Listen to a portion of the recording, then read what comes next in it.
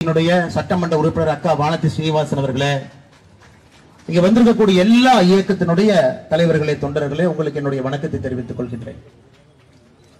நான் முதல்ல பேசுற 5 நிமிஷம் நேரம் நம்முடைய முதலமைச்சர் ஸ்டாலின் ஐயாவுக்கு ஐயா நேரடியாக இந்த கேமராவை பார்த்து அவரிடம் பேச வேண்டும் என்பது என்னுடைய ஆசை. முதல் 5 நிமிஷம். அக்டோபர் 23ஆம் தேதி 2022 கோட்டை சங்கமேஸ்வரர் கோவில்ல ஒரு தீவிரவாதி மனித வெடிகுண்டாக மாறி, எல்லாம் சொல்றாங்க என்ன சார்ஜ் என்ன போட்டிருக்கிறாங்க, டார்கெட் யார் எல்லாம் இன்னைக்கு முதல் முறையா சொல்றேன். இந்த வீடியோல என்ன பேசியிருந்தா, யாரை கொல்வதற்காக வந்தார்கள், இத்தனை காலமாக சொல்லப்படாததை இந்த மேடையில் நின்று பத்திரிகை அன்பர் மூலமாக நேரடியாக முதலமைச்சருக்கு சொல்ல வேண்டும் என்று சொல்லுகிறேன். அக்டோபர் 23, 2022 அந்த கார் எடுத்துட்டு வர்றான்.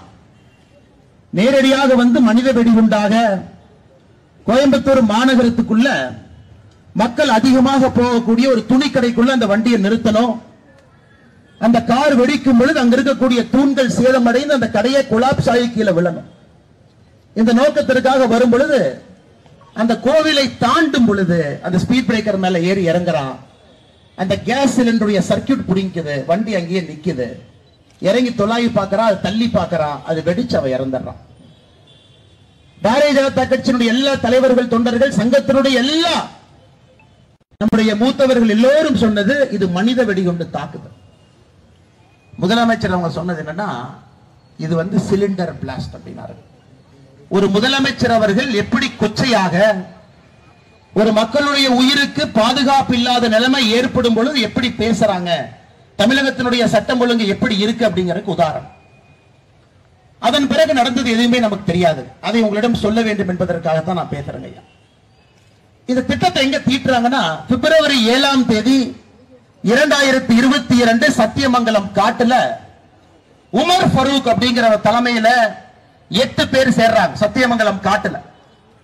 அதுல இந்த முபின் ஒருத்தன் 8 பேர் சேர்ந்து ஒரு சத்திய பிரமாணம் எடுத்துக் கொள்கின்றார். உமர் ஃபரூக் சத்தியமங்கலம் காட்டினுடைய இந்த ஃபக்கீர் என்று சொல்லக்கூடிய இந்துக்கள் அவங்கிட்ட இந்த காடு விடுதலை பெற்று விட்டது, நம்முடைய ஏரியா, நம்முடைய இலாக்கா. இதனுடைய தலைவராக அந்த 8 பேர் சேர்ந்து உமர் ஃபரூக் அமீர் என்று அறிவிக்கின்றார். அந்த கூட்டத்தில் உமர் ஃபரூக் முடிவு பண்றான் 7 பேர் என்னென்ன வேலை செய்யணும். பிப்ரவரி 7, 2022 தாக்குதல் நடந்தது. அக்டோபர் 23, 2022 இந்த காவல்துறை நண்பர்கள் நல்லா கேட்டுங்க. பிஜேபி காரர் ரோட்ல ஒரு ப்ரொடெஸ்ட் பண்ணும்போது நாயை துரத்துற மாதிரி துரத்துறீங்கல்ல. பிப்ரவரி 7ஆம் தேதி சத்தியமங்கல காட்டுல 8 பேர் திட்டம் போடுறாங்க. அதன் பிறகு உமர் ஃபரூக் இந்த முபீனை கொடுக்கிறான். இந்த தீவிரவாத தாக்குதல் தற்கொலை படையாக நடத்த வேண்டியது உன்னுடைய பொறுப்பு. அதற்கு நீ தீவிரவாதத்துக்கு தேவையான பொருள் வாங்கணும். மார்ச் மாசத்துல 750 கிலோ அமோனியம் நைட்ரேட் வாங்குறாங்க. அதோட சல்பரை கலந்தீங்கன்னா, சார்கோல் கலந்தீங்கன்னா அது வெடிப்பொருள். அமோனியம் நைட்ரேட்டை வாங்குறான். காவல்துறை நண்பர்கள் நல்லா கேட்டுக்குங்க. ஏன்னா உங்களுடைய டிஜிபி அவர்கள் தமிழக பாரதிய ஜனதா கட்சியினுடைய அறிக்கைக்கு என்ன சொன்னாங்கன்னா, ஒரு சிலிண்டர் வெடிப்பை வந்து நீங்க அரசியல் பண்றீங்க. முபீனுடைய 2வது டார்கெட் உங்களுடைய போலீஸ் கமிஷனர் ஆபீஸ். உங்களுடைய போலீஸ் கமிஷனர் ஆபீஸ். காவல்துறை நண்பர்கள் காக்கி போட்டுட்டு வீரமாக யார் இங்க நிக்கிறீங்களோ, நான் சொல்றதை நல்லா எழுதி வச்சுக்க.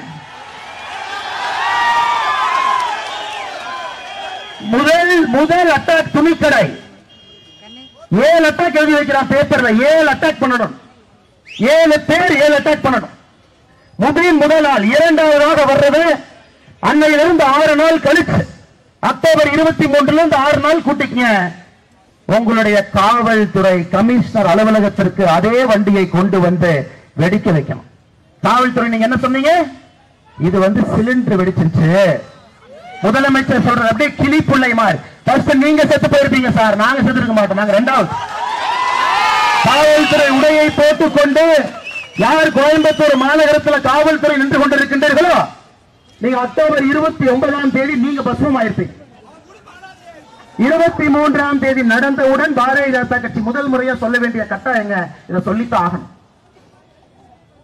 முபீன் 7 நிமிஷம் வீடியோ ரெக்கார்ட் பண்றான். ISIS கேலிஃபேட் சிரியால இருக்கிறான்.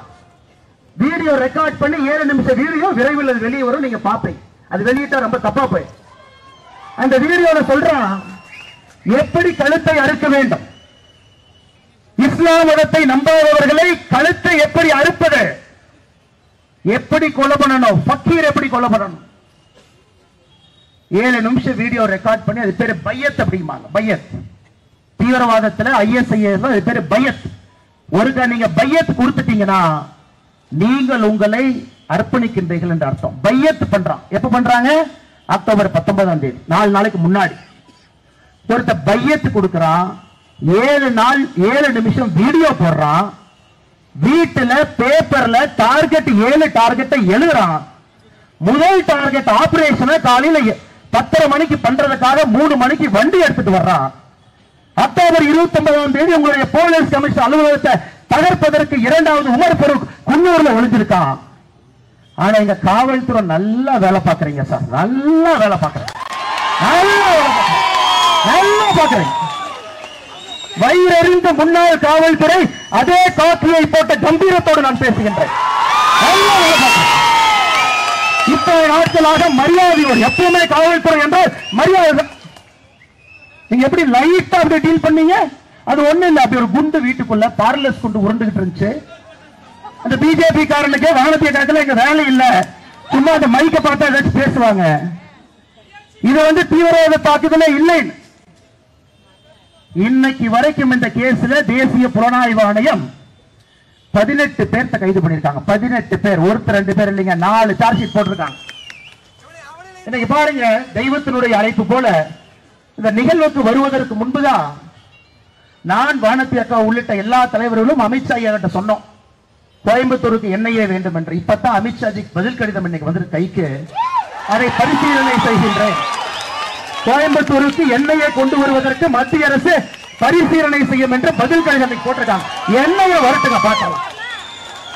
வேலை இல்லாம இங்க எல்லா இந்து இயக்கங்கள் தலைவர்கள் எல்லாம் மேடையில உட்கார்ந்து மாசத்துக்கு ஒரு போராட்டம், போராட்டத்துக்கு கைது. நைட்டு 11 மணி வரைக்கும் பெண்களுக்கு குழந்தைகள் இருப்பாங்க, குட்டிகள் இருப்பாங்க, அமைதியான முறையில் போராட்டம் பண்றோம். அது பரிசு என்னன்னா அப்படியே பிடிச்ச மண்டபத்தில் 11 மணி வரைக்கும் வச்சா அடுத்த முறை பெண்கள் கைதுக்கு பயந்து வரமாட்டாங்க, ஆம்பளைங்களும் கைதுக்கு பயந்து வரமாட்டாங்க. இங்க பாருங்க, பாஷா அவர்களை பத்தி பேச மாட்டாங்க, அவர்கள் தான் நான் சொல்லுவாங்க. காரணம், இந்த பெரியவங்க நீ வளர்த்தது அப்படி, யாராக இருந்தாலும் அவர்கள் சொல்லணும். இறந்து போனே வரிசையா வர்றாங்க, ஒரு உறுப்பினரா கிளம்பி வர்றாங்க.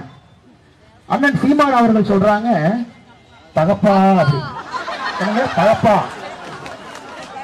அண்ணன் சீமான் அவர்களே பிப்ரவரி 14, 1998 உங்களுக்கு தெரியாது, பாஷா மைசூர்ல போய் வெடிமருந்தை வாங்கிட்டு வர்றாரு. மைசூர்ல, கோயம்புத்தூர்ல வெடிச்சது, மைசூர்ல இருந்து வந்தது. 50 பேர் சாவறாங்க, 250க்கு மேற்பட்டவர்களுக்கு படுகாயம். 50 பேர்ல அப்பா இல்லாத பிறந்தாங்களா? 50 பேருக்கு அப்பா இல்ல இல்லைங்களா? 50 பேருக்கு அப்பா இல்ல, இவருக்கு மட்டும்தான் அப்பா. அந்த 250 பேர் யாரு படுகாயம் அடைந்து, கண் இல்ல, காது இல்ல, கால் இல்ல, வாய் இல்ல, பேச முடியாது. இன்னும் ஸ்பைனல்ல அந்த பார்லஸ் அந்த இது இருக்கு, ஷார்ப்னல் சொல்லுவாங்க. அவங்களுக்கெல்லாம் ஆணி, அவங்களுக்கெல்லாம் ஸ்பைனல் கார்டு இல்ல தண்டுவடத்துல. பாஷா அவங்க உங்களுக்கு அப்பா. ஓட்டு பிச்சை எடுப்பது எப்படி என்று உங்களிடம் கற்றுக்கொள்ள வேண்டும். ஓட்டு பிச்சை. இன்னொருத்தர் வந்தார், யாரு? தனியரசு. அண்ணே, நீங்க கோயம்புத்தூர் வந்ததுக்கு நாங்க என்ன பண்ணிருக்கோம்னா, உங்க கட்சி பேர் சொல்ற நல்லா கேட்டுங்க, கொங்கு வெள்ளாளர் கவுண்டர் பேரவை, இதான் உங்க கட்சி. உங்க மாநில தலைவரை தூக்கிட்டு வந்து இங்க நிறுத்தி இருக்கோம், SP ராஜேந்திரன்.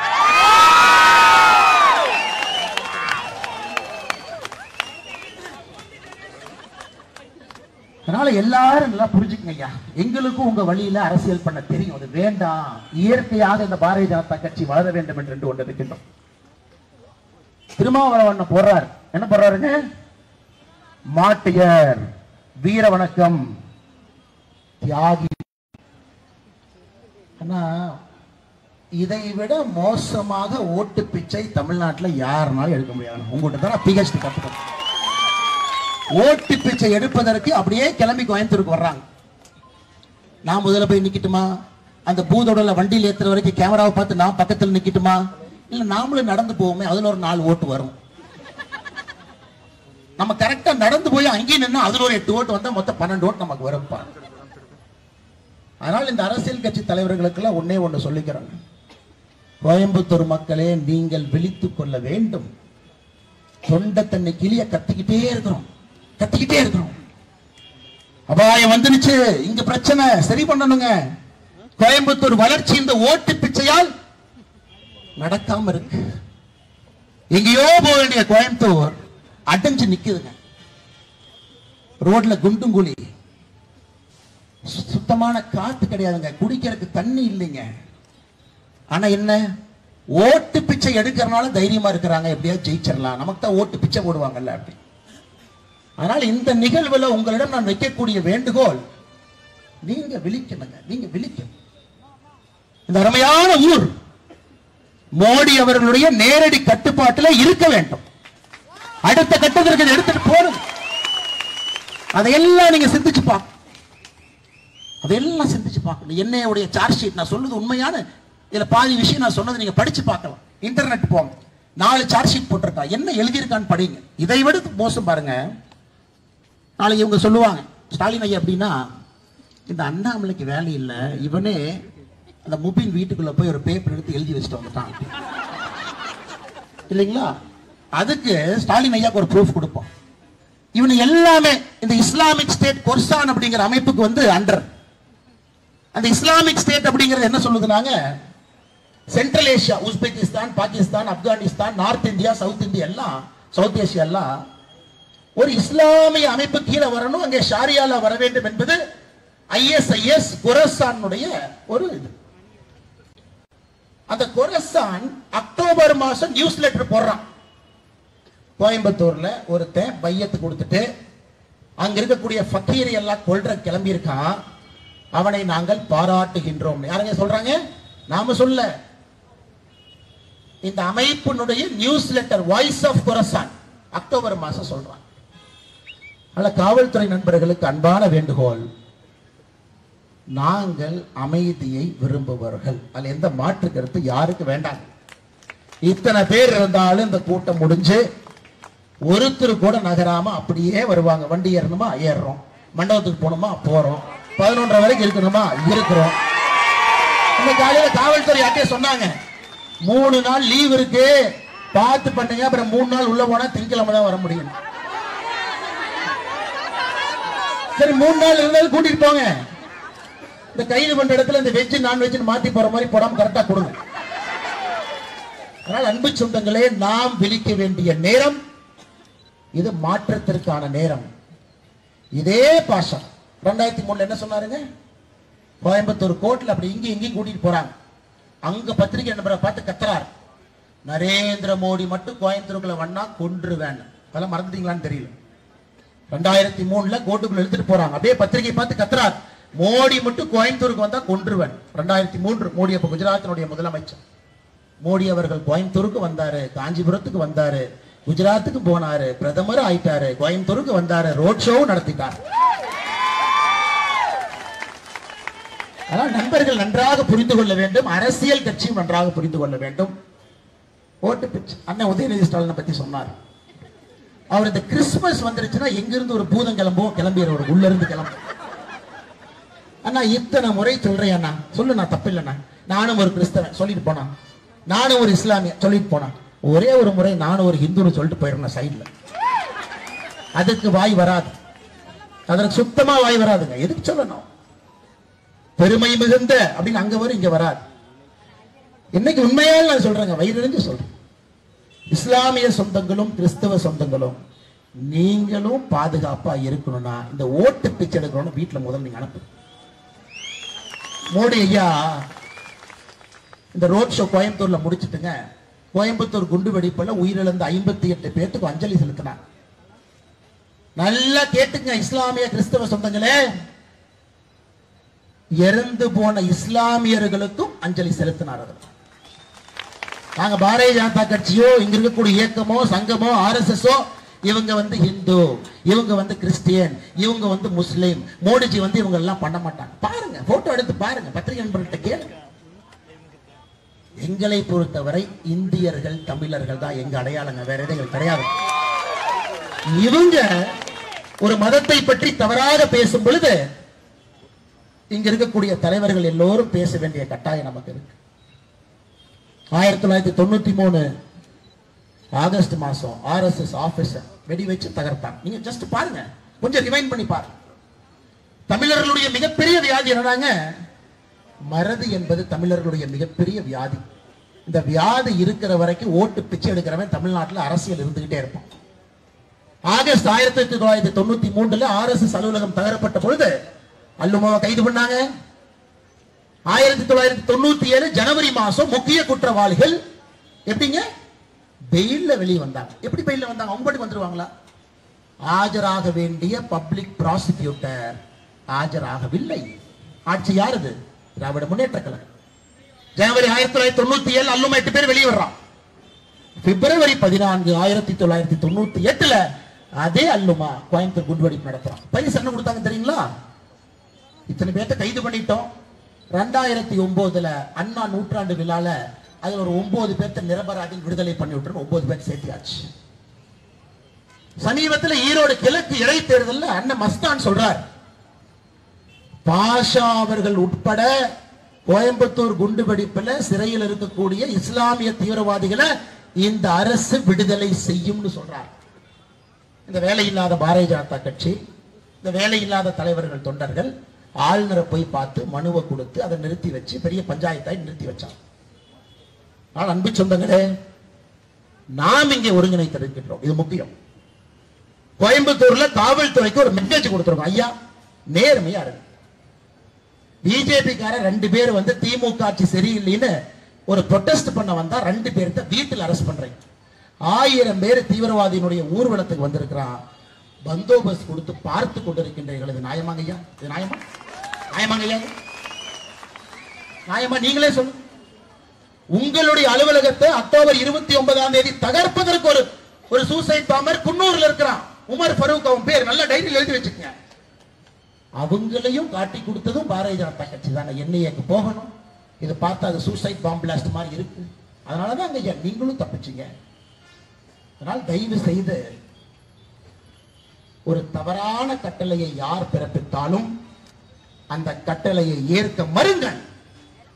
காவல்துறையில காக்கி சட்டை போட்டீங்கன்னா தவறான கட்டளையாக இருந்தாலும் அது ஏற்கப்படக்கூடாது. அந்த தைரியம் காவல்துறையினுடைய அதிகாரி ஒருவருக்கும் வரணுங்க ஐயா, வரணும். ஏன் நான் சொல்றேன் ஐயா, இன்னைக்கு வெள்ளூர் நீதிமன்றத்தில் பாரதிய ஜனதா கட்சியினுடைய தொண்டர் இன்னைக்கு நடந்தது விட்டல் குமார அடிச்சு முந்தாண்டே சாயந்தரம் கொள்றாங்க. திமுக பஞ்சாயத்து தலைவர் கைது பண்ணுங்க. காவல்துறை எஸ்பி சொல்றாங்க, இல்லைங்க ஏதோ ஆக்சிடென்ட்ல போய் மாடு முட்டின மாதிரி இருக்கு. இல்லைங்க ஐயா, எம்ஆர்ஐ ரிப்போர்ட்டை பாருங்க, தலை கம்பி வச்சு அடிச்சிருக்காங்க. இல்ல 5 மணி நேரம் ரோட்ல உட்கார்ந்து போராடி அந்த வழக்கு வந்து ஒரு சந்தேக மரண வழக்காக மாத்தணும். இன்னைக்கு என்ன அநியாயம் தெரியுங்களா? ஒரு பிஜேபி தொண்டை சொன்னா, அண்ணன் அக்யூஸ் 2 பேர்த்த நான் கண்டுபிடிச்சிட்டேன். கோர்ட்ல 2:30 மணிக்கு சரணடைய போறான். நான் வெட்டிட்டு ஜெயிலுக்கு போறேன், கொஞ்சம் பெயில பாத்துக்கினேன். இதுவரை பாரதிய ஜனதா கட்சியினுடைய தொண்டன் எனக்கு சொன்னது கிடையாது. இத்தனை தலைவர்கள் இருக்கிறாங்க, யாருக்கு சொன்னது கிடையாது. இன்னைக்குதான் முதல் முறையாக வெள்ளூர்ல இருந்து போன் பண்றேன், கண்டுபிடிச்சிட்டேன். 2:30 மணி கோர்ட்டுக்கு போய் சரண்டர் ஆகிறாங்க. நான் போட்டுறேன், என் குடும்பத்தை பாத்துக்கினேன். எழுச்சி வந்துருச்சு சார், எழுச்சி வந்துருச்சு. அடக்கி வைத்துக் கொண்டிருக்கின்றோம், அடக்கி வைத்துக் கொண்டிருக்கின்றோம். பண்ணாதீங்கன்னு சொல்லி தடுத்து என்னுடைய முகநூல்ல போட்டோ போடுறேன், காவல்துறைக்கு போடுறேன். இவன் தான் அக்யூஸ்ட் 1, இவன் தான் இது வேலைங்களா, இவன் தான் அக்யூஸ்ட் 2. கோர்ட்ல சரண்டர் ஆக போறான். வெள்ளூர்ல தான் போய் பிடிச்சிட்டு வாயான். 1 மணி நேரம் கழிச்சு பிடிச்சிட்டு வரான். லட்சணத்தை பாரு, லட்சணத்தை. வயிறு எரியுமா, வயிறு எரியாவா? இன்னைக்கு பிஜேபி தொண்டை ஆயுதத்தை தூக்க கூடாதுன்னு நினைக்கக்கூடிய பிஜேபி தொண்டை நான் ஆயுதத்தை எடுக்கிறேன் சார், என் குடும்பத்தை பாத்துக்குங்க அண்ணா, என் குடும்பத்தை பாத்துக்க நான் போடுறேன். அப்பதான் அடுத்த முறை ஒரு பிஜேபி தொண்டன் மீது கை வைக்கும் போது எவனாக இருந்தாலும் பயம் வரும். எத்தனை நாளைக்கு பொறுமையாக பொறுமையாக பொறுமையாக இந்த இயக்கம் பொறுமையிலிருந்து பிறந்திருக்கிறது. ஒருத்தரா கட்டி காத்து பேசி சமாளிச்சு பஞ்சாயத்து பண்ணி எத்தனை நாளைக்கு இங்க இருக்கக்கூடிய தலைவர்கள் இந்த இயக்கத்தை அப்படியே எடுத்துட்டு போவாங்க. அறவழியிலே, அமைதியான வழி. அல்ல காவல்துறை நண்பர்கள் தயவு செஞ்சு புரிஞ்சுக்கங்க. ஒரு கட்டுப்பாடு இழந்து விட்டால் எப்பொழுதும் கட்டுப்பாடு திரும்ப கைக்கு வராதுங்க. இந்த கட்டுப்பாடு வந்து சூடத்தை பத்த வைக்கிற மாதிரி பத்த வச்சிட்டீங்கன்னா கண்ட்ரோல் பண்ணு. அதனால் இப்பவும் அமைதியா சொல்ற இடத்துக்கு வர்றோம், எங்க போகணும்னு சொல்றோம் போறோம், இங்க நில்லுங்கன்னு சொல்றோம் நிக்கிறோம், அது எல்லாம் கேட்கிறோம். இந்த கூட்டம் ஒரு ஆள் ஒரு மனிதன் அரசாங்கத்தை எதிர்த்தோ காவல்துறை எதிர்த்தோ ஒருத்தர் குரல் கொடுக்க மாட்டான். அந்த மாதிரி கூட்டம், அந்த மாதிரி கூட்டம் இந்தியாவில் எங்கேயுமே நீங்க பார்க்க முடியாது. அந்த மாதிரி வரக்கூடிய கூட்டம். அதே மரியாதையை திரும்ப நீங்கள் கொடுக்க வேண்டும் என்பது அன்பான வேண்டுகோள். அதே மரியாதை திரும்ப நீங்க கொடுக்க நேரமாகிக் கொண்டிருக்கிறது, பெண்கள் இருக்கு. அதனால் இந்த முக்கியமான அற்புதம் என்று சொல்வதை விட முக்கியமான இந்த கூட்டம் கோயம்புத்தூர் மக்களுடைய மனசாட்சியாக இந்த கூட்டம் நடந்து கொண்டிருக்கிறது. இங்க வந்திருக்கக்கூடிய எல்லாருக்கும் தெரியும், கைது பண்ணுவாங்க. நேற்று வரைக்கும் அண்ணே உக்கடமா தெரியல, அண்ணா இங்கேயா தெரியல, அண்ணா அங்கேயா தெரியல, அண்ணா வரும்போதே கைது பண்ணுவாங்களே தெரியல. காலையில KP ராமலிங்க அண்ணன் ராசிபுரத்துல வீடுங்க, இன்ஸ்பெக்டர் 8:30 மணிக்கு வந்தார். சார் உங்களை கைது பண்ண போறோம் வீட்டு சிறை. உடனே ராமலிங்கன் கேட்டார், எதுக்கு ராசிபுரத்துக்கு வந்திருக்கிறீங்க? ஆனா கோயம்புத்தூர்ல ஏதோ ஆர்ப்பாட்டத்துக்கு ஆளோட போறீங்கன்னு தகவல் சொல்லியிருக்கிறாங்க, ஒயர்லெஸ்ல மெசேஜ் வந்திருக்குது, அப்படியே பிடிச்சி கோழி அமுத்துற மாதிரி அமுச்சு சொல்லியிருக்காங்க. இந்த வீராப்ப பிப்ரவரி 7ஆம் தேதி சத்தியமங்கலத்துல கூட்டம் போறத ஒட்டு கேட்டு கண்டுபிடிச்சிருந்தீங்கன்னா எதுக்குங்க இந்த கூட்டம் நடக்க போகுது, எதுக்குங்க பேச போறோம்? அதனால் காவல்துறை நண்பர்களை மற்றும் ஒரு முறை தலை வணங்கி உங்கள் கடமையை நீங்கள் சரியாக செய்ய வேண்டும் என்று வேண்டுகோள் விடுத்து இங்க வந்திருக்கக்கூடிய எல்லா சொந்தங்களுக்கும் என்னுடைய நன்றி கடனை மறுபடியும் செலுத்தி நம்முடைய ஒற்றுமை 2026 கோயம்புத்தூர்ல 6க்கு 6 நம்ம எடுக்கணும். பேசலாம் பிரயோஜனம் இல்லைங்க, 6க்கு 6 எடுக்கணும். வானத்தி அக்கா திரும்ப MLA ஆகணும், புதுசா 5 பேர் நீங்க அனுப்பணும். வானத்தி அக்காவுக்கு துணையாக 6 பேர் சட்டமன்றத்தில் போய் கோயம்புத்தூரை பத்தி பேசணுங்க. அக்கா ஒருத்தர் மட்டும் எத்தனை நாளை கத்துவாங்க. அதனால் அவர்களோடு 5 பேர்த்த சேர்த்து 6 பேராக அனுப்பி வைக்க வேண்டியது நம்முடைய கடமை. திரும்ப இது போன்ற ஒரு கூட்டத்தை நடத்துவதற்கு நமக்கு வாய்ப்பு இருக்கக்கூடாது. காவல்துறையும் அதுபோல் நடந்து கொள்வார்கள் என்று சொல்லி வாய்ப்பு கொடுத்த எல்லோருக்கும் நன்றி தெரிவித்து உரை முடித்துக் கொள்கின்றேன். நன்றி வணக்கம். பாரத் மாதா கி